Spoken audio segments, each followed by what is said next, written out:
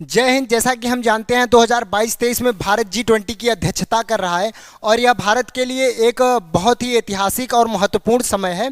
और इस समय भारत की अध्यक्षता नहीं थी, इसके पहले भारत की अध्यक्षता 2021 में ही आ गई थी G20 की, लेकिन भारत ने इसको नहीं स्वीकार किया क्योंकि भारत चाहता था कि मैं अपनी ये अध्यक्षता आज़ादी के 75वें वर्ष यानी कि अमृत महोत्सव के समय में ये अध्यक्षता करूं। और उस समय अध्यक्षता इटली को दे दी गई। इटली से निवेदन करके भारतीय प्रधानमंत्री ने इटली को कह दिया कि आप इस बार अध्यक्षता कर लीजिए, अगली बार हम जब अपना आज़ादी का 75वां महोत्सव मनाएंगे उस समय हम इसकी अध्यक्षता करेंगे। तो इटली के प्रधानमंत्री ने इसकी अध्यक्षता की, इनको अध्यक्षता दी गई 2020 में दी गई और 2020-21 में अध्यक्षता इन्होंने की और 21 और 22 में अध्यक्षता करते हैं इंडोनेशियन प्रेसिडेंट जोको विडोडो, जो कि इन्होंने ही 1 दिसंबर 2022 को भारत को ये अध्यक्षता प्रदान की और 1 दिसंबर 2022 से लेकर 30 नवंबर 2023 तक ये अध्यक्षता भारत करेगा। अब इस वीडियो में आज हम जी ऑर्डर के जितने भी ग्रुप बनाए गए हैं उनके बारे में चर्चा करेंगे, इंक्लूडिंग G20।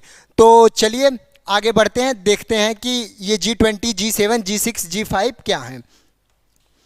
तो सबसे पहले अगर हमें जी ऑर्डर के जितने भी ग्रुप्स हैं अगर उनके बारे में जानना है तो सबसे पहले हमको यूनाइटेड नेशन के बारे में पढ़ना होगा। यूनाइटेड नेशन क्या है? यूनाइटेड नेशन एक ग्लोबल ऑर्गेनाइजेशन है और इसको इसलिए बनाया गया है, इसका उद्देश्य जो है, इसका उद्देश्य है देशों के बीच समन्वय बनाए रखना और अंतर्राष्ट्रीय शांति को स्थापित करना, इसका उद्देश्य है। जैसे कि हमारी पार्लियामेंट है उसका अपना काम है, डिसाइडेड है, वैसे इंटरनेशनल लेवल पर यूनाइटेड नेशन है जो कि अंतर्राष्ट्रीय शांति और सुरक्षा को प्रेरित करता है। ठीक, और ये ग्लोबल ऑर्गेनाइजेशन है, इसका फॉर्मेशन हुआ था 1945 में, 1945 में, समझ रहे हैं, 24 अक्टूबर 1945 को इसका फॉर्मेशन होता है, मतलब इसका इस्टेब्लिशमेंट जो कि 1945 24 अक्टूबर को। ठीक, उद्देश्य मैंने बता दिया कि अंतर्राष्ट्रीय शांति और सुरक्षा को बढ़ावा देना। और जो इसके मेंबर्स कंट्री हैं, अभी फिलहाल इसमें 193 देश इसके मेंबर हैं, 193 देश इसके मेंबर हैं। और जो यूएन है हमारा,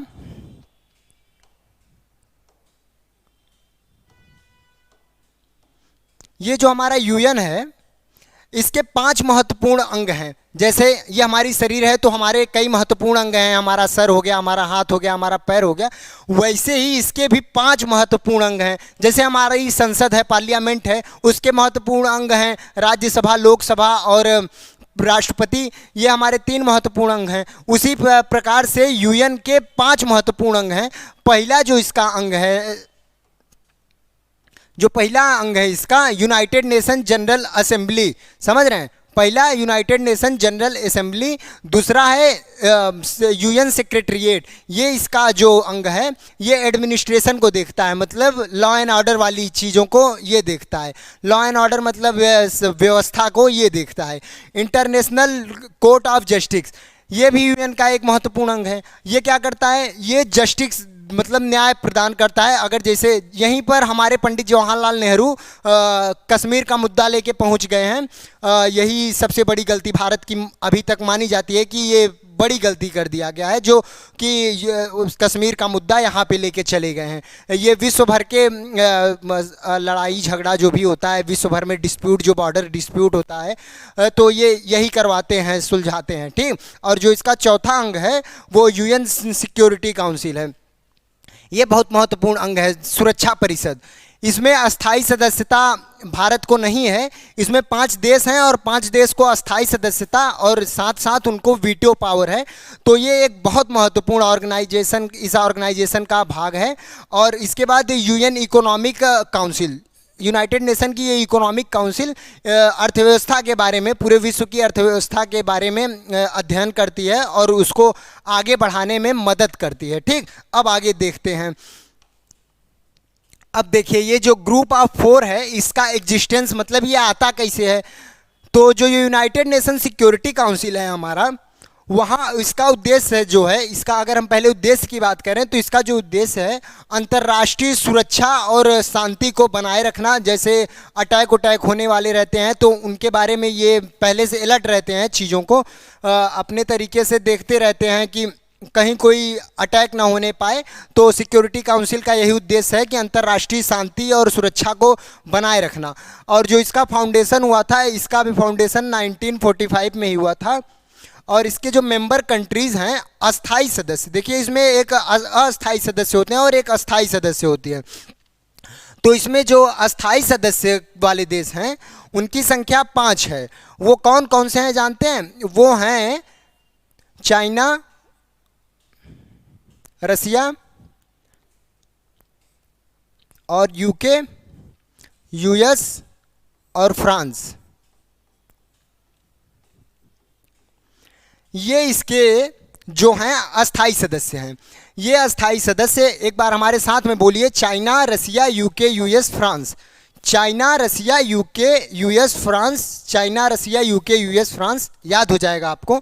अब इन्हें अस्थाई सदस्यता मिली है, तो अस्थाई सदस्यता जिसे मिल जाती है उसे वीटो पावर मिल जाती है। तो ये देश को वीटो पावर है। और भारत जैसे देश, जर्मनी जैसे देश, जापान जैसे देश है, उन्हें भी वीटो पावर चाहिए, क्योंकि वो भी एक बड़ी इकोनॉमी है। भारत लार्जेस्ट इकोनॉमी हो चुकी है, 5th लार्जेस्ट इकोनॉमी हो चुकी है, और उसको वीटो पावर यानी कि यूनाइटेड नेशन सिक्योरिटी काउंसिल में अस्थाई सदस्यता न मिलना यूएन के ऊपर एक प्रश्न चिन्ह भी खड़ा करता है। तो इसीलिए इसी की वजह से अस्थाई सदस्यता पाने के लिए, लेने के लिए G4 अस्तित्व में आता है, मतलब ग्रुप ऑफ 4। और इस ग्रुप ऑफ 4 में जो मेंबर कंट्रीज़ हैं, पहला इंडिया, दूसरा है जर्मनी, जापान और ब्राज़ील। साथ में हमारे बोलिए, India, Germany, Japan, Brazil. India, Germany, Japan, Brazil. अभी इनको हम मैप पर भी देखेंगे कौन कंट्री कहाँ पे है, जिससे आपको याद हो जाए। India, Germany, Japan, Brazil. India, Germany, Japan, Brazil. साथ में बोलेंगे तो याद हो जाएगा। आप बोलिए तो, ट्राई तो करिए। India, Germany, Japan, Brazil. India, Germany, Japan, Brazil. ठीक। और जिन्हें वीटो पावर दी गई है, जो ऑलरेडी सदस्य हैं, चाइना, रसिया, यूके, यूएस, फ्रांस। चाइना, रसिया, यूके, यूएस, फ्रांस। चाइना, रसिया, यूके, यूएस, फ्रांस। तो इनको पहले से अस्थाई सदस्यता मिल चुकी है और ये अस्थाई सदस्यता के लिए संघर्ष कर रहे हैं G4 को बना के। ठीक। तो समझ गए आप G4 क्यों बना, क्यों अस्तित्व में आया। चलिए अब आगे बढ़ते हैं। अब सबसे पहले हम उन देशों को देख लेते हैं मैप पे जिन्हें अस्थाई सदस्यता मिल चुकी है।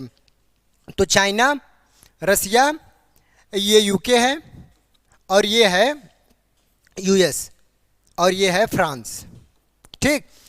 देख लीजिए, यहाँ से याद करेंगे तो जल्दी हो जाएगा। चाइना, रसिया, यूके, यूएस, फ्रांस। चाइना, रसिया, यूके, यूएस, फ्रांस, याद कर लीजिए, इसको देख लीजिए। ये चाइना का मैप है जो कि हमारा एक पड़ोसी देश है, और ये रसिया है, ये यूके है, और ये फ्रांस है, और ये यूएस है। ठीक। अब देखते हैं आगे वो देश जो कि G4 के सदस्य हैं। अब G4 वाले में कौन कौन से थे? उसमें था इंडिया यानी कि हमारा भारत, और था जर्मनी, जापान, ब्राज़ील। यही 4 देश थे। देख लीजिए मैप पे, ये जापान है, ये जापान है, ये इंडिया है, ये जर्मनी है, ये Brazil. Japan, India, Germany, Brazil. Japan, India, Germany, Brazil. ठीक। देख लिया आप, समझ गए होंगे, याद भी हो गया होगा। अब चलिए देखते हैं ये ग्रुप ऑफ 5 क्या होता है। तो ये जो ग्रुप ऑफ 5 है, इसका उद्देश्य सबसे पहले हम जान लेते हैं। उद्देश्य क्या है? ये उद्देश्य इनका ये है कि ये जो कंट्रीज़ हैं, ये एक लार्जेस्ट इकोनॉमीज़ में कंसीडर की जाती हैं, और इन्होंने अपना एक ग्रुप बना लिया।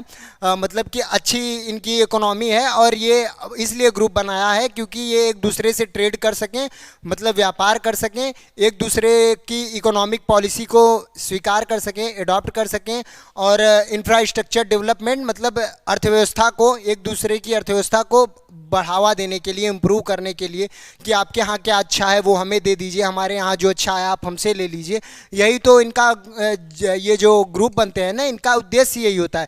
जैसे G5 इसका, जैसे अगर इसे आसान भाषा में समझें तो गांव देश में जो पंचायत होती है हमारे यहाँ, तो जब कोई पंचायत लगने वाली होती है तो क्या होता है, पंचायत क्यों बोलते हैं उसको, क्योंकि वहाँ पे 5 लोग होते हैं, सरपंच जिसे बोलते हैं हम लोग। और यहाँ पे भी 5 देश मिल गए तो इसको ग्रुप ऑफ 5 कह दिया। और कोई बहुत बड़ी चीज़ नहीं होती है ग्रुप ऑफ 5, बस वही है, बस यहाँ पे इंग्लिश में लिख दिया है, वहाँ पे हिंदी में बोलते हैं पंचायत। तो ग्रुप ऑफ 5, तो ये 5 देश मिलजुल के अपना अपना दुख दर्द बांटते हैं कि हमारे यहाँ ये नहीं है, आप हमें दे दीजिए, हमसे ये ले लीजिए। तो ये इनका उद्देश्य होता है। और सदस्य देशों की बात अगर करें तो India, Brazil, China, Mexico, South Africa. साथ में बोलिए, India, Brazil, China, Mexico, South Africa. India, Brazil, China, Mexico, South Africa. जो इसका फार्मेशन होता है 1985 फार्मेशन, मतलब इसे बनाया कब जाता है, बनाया कब गया, 1985 में बनाया गया। चलिए मैप पर देख लेते हैं ये देश कहाँ पर हैं। India, Brazil, China, Mexico, South Africa. देख लीजिए, India, China, south Africa, Brazil, Mexico. India, China, south Africa, Brazil, Mexico. इधर से पढ़ते जाइए जी, चाहे तो China, India, south Africa, Brazil, Mexico. China, India, south Africa, Brazil, Mexico. पढ़ते जाइए, इधर से याद करते जाइए, ठीक, इस तरफ से ध्यान रखिएगा। China, India, south Africa, Brazil, Mexico. चलिए G5 पढ़ लिए, कुछ छूटा तो नहीं। चलिए अब देखिए हम पढ़ते हैं आगे G6, G7, G8, G10 के बारे में। अब ये ग्रुप कौन से आ गए हैं भाई नए, तो देखिए जो G6 कंट्रीज हैं हमारी, ये जो हमारा G6 है, इसमें जो मेंबर कंट्रीज हैं वो है France, Italy, Mexico, UK, US, Japan. और जो इन बनाया कब गया इनको, 1975 में इनका फॉर्मेशन होता है, 1975 में इनका इस्टेब्लिशमेंट होता है।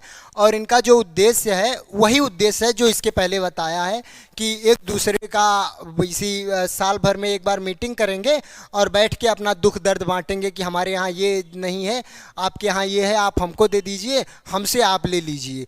तो इस तरीके की चीज़ें आसान भाषा में हम समझा रहे हैं। और बैठ के अपना मतलब कि एक दूसरे को, जो आपका अच्छा है वो हमसे अडॉप्ट कर लीजिए, जो हमारा अच्छा है आप अडॉप्ट कर लीजिए। तो यही इनका उद्देश्य होता है, यही बैठ के ये बात करते हैं अपने साल भर की मीटिंग में। France, Italy, Mexico, UK, US, G6 के ये 6 सदस्य देश हैं, याद कर लीजिए। France, Italy, Mexico, UK, US, Japan. France, Italy, Mexico, UK, US, Japan. France, Italy, Mexico, UK, US, Japan. साथ में बोलेंगे, याद हो जाएगा, गारंटी है। अब देखिए G6 के को समझ लिए। अब 1976 में कनाडा नाम का एक देश भी इसमें जोड़ दिया जाता है। और ये कनाडा नाम का देश जब जोड़ा जाता है तो ये बदल जाता है G7 में, ठीक, समझ में आ रहा है ना। ये 6 देश थे तो G6, 1976 में कनाडा जोड़ दिया गया G7। अब देखिए 1998 है, ये कहीं कहीं 97 में मिल जाएगा, लेकिन 1998 या 97 में कंफ्यूज मत होइएगा। तो ये रसिया को जोड़ दिया जाता है। अब क्या बन गया, अब बन गया G8, याद देखते जाइए यहाँ से। G6 France, India, Mexico, UK, US, Japan. और उसके बाद कनाडा जोड़ दिया गया 1976 में, तो G7 बन गया। 1998 में रसिया जोड़ दिया गया तो G8 बन गया। चलिए यहाँ तक G8 पढ़ लिए, समझ गए। G6, G7, G8, G6, G7, G8, ठीक। अब देखिए जो G7 था हमारा यहाँ पे, G7 में ही स्वीडन, बेल्जियम, स्विट्जरलैंड 2021 में क्या बन गया, G10, समझ गए, G10 बन गया। एक ही स्लाइड पर आप पूरे G6, G7, G8, G10 को देख लीजिए, बढ़िया से समझ लीजिए। उद्देश्य भी बता दिया है इनका क्या है, कब फॉर्मेशन हुआ था, कितने मेंबर कंट्रीज हैं, सब सामने लिखा हुआ है। चलिए अब देखते हैं इनको मैप पर, ये मैप पर कहाँ है। तो जो मैप पर है, सबसे पहले देखिए फ्रांस, G6 को देख लेते हैं। France, Italy, Mexico, UK, US, Japan. ये है फ्रांस, फ्रांस है ये है हमारा फ्रांस। और ये है हमारा यूके, यूएस। ये है इटली जो कि मेडिटेरेनियन सी में है। France, UK, US, Italy, Japan, Mexico. ये देख लीजिए, ये G6 हो गया। G6 के बाद कनाडा जोड़ दिया तो G8 हो गया, ये है कनाडा, ठीक। G7 हो गया कनाडा जुड़ने के बाद। अब कनाडा के बाद रसिया जुड़ता है तो G8 हो जाता है, ये रसिया हम जुड़ जाता है तो G8 हो जाता है। अब 3 कंट्री और जुड़ती हैं, स्विट्जरलैंड, स्वीडन और बेल्जियम। तो ये देखिए, ये हमारा है बेल्जियम, और ये हमारा है सूडान, और ये है हमारा स्विट्जरलैंड।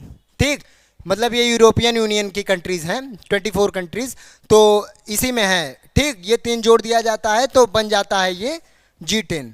ये हम बता चुके हैं पहले ही स्लाइड में। ठीक, चलो आगे बढ़ते हैं। अब देखिए ग्रुप ऑफ 20 के बारे में पढ़ते हैं, जो कि इस वर्ष भारत इसकी अध्यक्षता कर रहा है।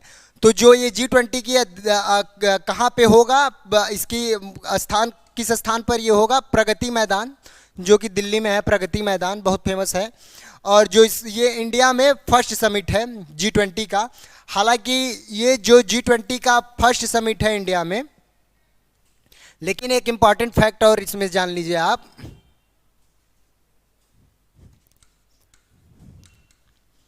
ये जो G20 है पहला है, लेकिन देखिए मीटिंग जो होती है ना वो 2 प्रकार की होती है। आसान भाषा में समझिए, अभी आप किताब उताब में या विकिपीडिया में देखेंगे तो उसमें ऐसे दिखा देगा, एक शेरपा होता है, शेरपा, और एक होता है ये मिनिस्टीरियल। अब शेरपा और मिनिस्टीरियल मीटिंग 2 प्रकार की होती हैं, ध्यान रखिएगा, हम मीटिंग के बारे में बता रहे हैं। जो मीटिंग होती है वो 2 प्रकार की होती है। जो मिनिस्टीरियल होती है उसमें मंत्री जाते हैं, जैसे हमारे फाइनेंस मिनिस्टर हो गए, हमारे फॉरेन मिनिस्टर हो गए, मतलब फाइनेंस मिनिस्टर मतलब जो विदेश मंत्री हो गए, मतलब मिनिस्टर की, वो मिनिस्टर लेवल की मीटिंग होती है, उसे मिनिस्टीरियल मीटिंग कहते हैं। और जो दूसरी मीटिंग है वो शेरपा ट्रेड उसे बोलते हैं। शेरपा में कौन जाता है जानते हैं? वो लीडर लेवल की होती है। लीडर मतलब नेता जाते हैं, एक दूसरे देश के प्रोमिनेंट लीडर, मतलब जो भी, जैसे प्राइम मिनिस्टर हो गया और होम मिनिस्टर हो गया, प्रेसिडेंट हो गए, ये जाते हैं शेरपा वाले में। तो ये शेरपा लेवल की मीटिंग है, याद रखिएगा, लीडर लेवल की। न 2001 में ये एक बार हो चुकी है, शेरपा नहीं, ये मिनिस्टीरियल वाली मीटिंग हुई थी G20 की 2001 में भारत में। कौन इसकी अध्यक्षता करेगा? हमारे प्रधानमंत्री नरेंद्र मोदी। 1 दिसंबर 2022 को अध्यक्षता प्रदान की गई। इंडोनेशिया ने भारत को हस्तांतरित किया, जोको विडोडो ने, जो कि वहाँ के प्रेसिडेंट हैं। और हमारा जो वाक्य है वसुधैव कुटुंबकम, वसुधैव कुटुंबकम का अर्थ आप जानते होंगे कि मैं पूरी वसुधा अर्थात पूरी पृथ्वी मेरा परिवार है। ये हमारा आदर्श वाक्य है। और जो हम भारतीय प्रधानमंत्री ने एक दूसरा वाक्य दिया है, वो 1 अर्थ 1 फैमिली 1 फ्यूचर, एक पृथ्वी एक परिवार एक भविष्य, ये आदर्श वाक्य है हमारा। और जो मेंबर कंट्रीज़ हैं, इसमें नाम से ही पता है 20 मेंबर कंट्रीज़ हैं, और ये 20 मेंबर कंट्रीज़ आपको याद होनी चाहिए, क्योंकि एग्जाम्स में पूछ सकता है कि which one of the country is not related to G20 और रिलेटेड टू G20। ठीक, तो चलिए देखते हैं कौन कौन सी कंट्रीज़ हैं। तो G20 के जो देश हैं उनके बारे में आप ग्रुप में डिवाइड कर लीजिए, 5-5 के ग्रुप में, तो आपको आसानी से याद हो जाएगा। तो जो पहले 5 देशों का ग्रुप है, Australia, Argentina, Brazil, China, Canada. Argentina, Australia, Brazil, China, Canada. Argentina, Australia, Brazil, China, Canada. साथ में बोलिए, याद हो जाएगा। Argentina, Australia, Brazil, China, Canada. Argentina, Australia, Brazil, China, Canada. अब दूसरा देखिए, दूसरा जो ग्रुप है 5 देशों का, वो है जर्मनी, फ्रांस, इंडिया, इंडोनेशिया और Italy. Germany, France, India, Indonesia, Italy. Germany, France, India, Indonesia, Italy. Germany, France, India, Indonesia, Italy. अब तीसरा ग्रुप जो है हमारा, वो है Japan, Korea, Russia, Mexico, Saudi Arabia. ठीक, Japan, Korea, Russia, Mexico, Saudi Arabia. Japan, Korea, Russia, Mexico, Saudi Arabia. साथ में बोलते जाएंगे, पूरा याद हो जाएगा, एकदम मुंह पे रहेगी सारी कंट्रीज। ठीक, अब चलिए चौथा देखते हैं। चौथा ग्रुप में जो 5 देश हैं, याद रखिएगा, 4 ग्रुप में इसलिए बना दिया है जिससे आपको आसानी से याद हो जाए 5-5 का। ठीक, चलिए अब देखते हैं। यहाँ से हो गया Saudi Arabia, south Africa, UK, US, Turkey, European union. 20 के 20 देश लिख दिया है। आप साथ में बोलिए, याद हो जाएगा आपको। पहले 5 ग्रुप में है Argentina, Australia, Brazil, China, Canada. Argentina, Australia, Brazil, China, Canada, Germany, France, India, Indonesia, Italy, Japan, Korea, Russia, Mexico, South Africa. South Africa के बाद सऊदी अरेबिया, यूके, यूएस और टर्की, यूरोपियन यूनियन। ठीक, ये हैं हमारे 20 के 20 देश। अब आगे देख लेते हैं इनको मैप पर। तो मैप पर देख सकते हैं, जैसे अगर हम अर्जेंटीना से चालू करें तो जो हमारा अर्जेंटीना है, ये अर्जेंटीना, ऑस्ट्रेलिया और इसके बाद ब्राज़ील, जो हमारा ब्राज़ील है वो ब्राज़ील, और जो हमारा चाइना ये हो गया, कनाडा ये हो गया। 5 ग्रुप हो गए। अब देखिए 5 के बाद आता है जर्मनी, फ्रांस, इंडिया, इंडोनेशिया और इटली। मेडिटेरेनियन सी में है ये इटली, देख लीजिए ध्यान से। ठीक, 10 हो गए। अब देखिए अगले में जापान, कोरिया और मैक्सिको, रसिया और साउथ अफ्रीका। अब अगले में सऊदी अरेबिया, यूके, यूएस और ये जो 24 कंट्रियों का देश है यूरोपियन यूनियन, और ये है टर्की। 20 के 20 देश आपके सामने हैं। देख के इसको याद करेंगे तो जल्दी याद हो जाएगा। ठीक, आप एक बार चाहे तो बोलिए साथ में। Australia, Indonesia, Japan, Korea, China, India, Russia, ये सऊदी अरेबिया है, साउथ अफ्रीका है, टर्की और ये है इटली, फ्रांस, जर्मनी, यूके और यूनाइटेड किंगडम जिसे बोलते हैं, ये फ्रांस हो गया, और Canada, US, Mexico, Brazil, Argentina. 20 के 20 देश आपको याद होने चाहिए। अब हम जान लेते हैं कि जो हमारा G20 का समिट हो रहा है उसका उद्देश्य यानी कि उसका जो एजेंडा है वो क्या है। तो एजेंडा जो हमारा पहला, जो कि हमारे भारत के द्वारा जो एजेंडा दिया गया है, ग्रीन डेवलपमेंट और क्लाइमेट फाइनेंस लाइफ इन्वायरमेंट।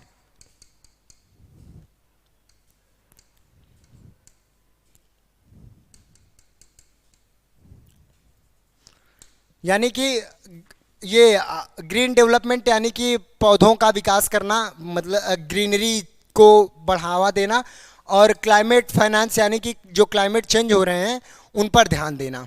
दूसरा एजेंडा क्या है? एक्सेलरेटेड, इंक्लूसिव और रिजिलियंस ग्रोथ न। तो ये होता है मतलब सस्टेनेबल डेवलपमेंट। सस्टेनेबल डेवलपमेंट करना है यानी कि धारणीय विकास, सतत विकास, चीज़ों को कनेक्ट करते हुए विकास करना है। और एक्सेलरेटिंग प्रोग्रेस ऑन एसडीजी, ये होता है सस्टेनेबल डेवलपमेंट गोल, जो कि यूएन के द्वारा ही इसको भी दिया गया है।